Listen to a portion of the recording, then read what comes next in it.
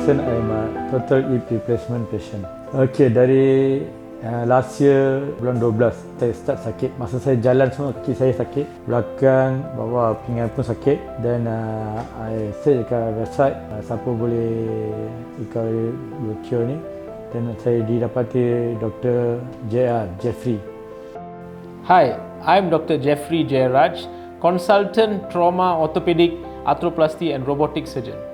This young guy who is 39 years old, he came and saw me somewhere in December last year. I examined him and noted that he has right-sided hip pain, and when we did some imaging, x-rays and MRI, I saw that he has avascular necrosis with secondary osteoarthritis. Hence, I advised him for a total hip replacement.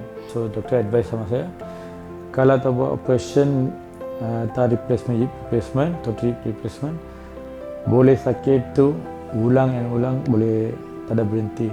Now this is a young patient who is active. So the most challenging part for me is to place the total hip replacement components in a perfect position. So this is why this patient I chose to use the robotic assisted technology, and hence for this patient a multidisciplinary team approach was needed. And for his total hip replacement, we use articulation of the ceramic head with the polyethylene, highly cross-linked polyethylene. So the longevity of the implant is better, and the implant is more durable and lasts longer. The success of the patient is ensured. The surgery successful, saya rasa banyak gembira. So saya start pakai support to walking support. The next day operation, saya start pakai itu dalam 3-4 hari. Dalam hari kelima, I dah start jalan sendiri. After 1 month, saya start walking slowly dan confident to buat hiking. Saya rasa saya boleh hike the Everest base camp.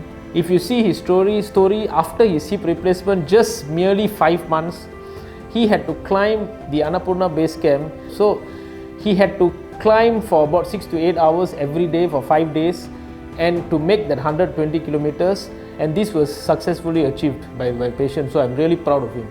Dan saya habiskan sebenarnya ni dalam 5 hari dan 3 hari saya turun. Masa naik langsung tak ada sakit. Masa hujan pun saya jalan. Saya step on saya punca. Saya rasa banyak gembira. Thank you for Dr. Jaya. Dan physio team also, dan dia support saya banyak. Nurse yang tolong saya banyak helpful, dan the way diorang cleaning or dressing untuk saya pinggul tak ada sakit lah untuk saya. Dia doktor handle sama saya pun lepas operation apa mau jadi, sebelum operation apa jadi, semua dia explain sama saya. Recovery saya pun banyak cepat.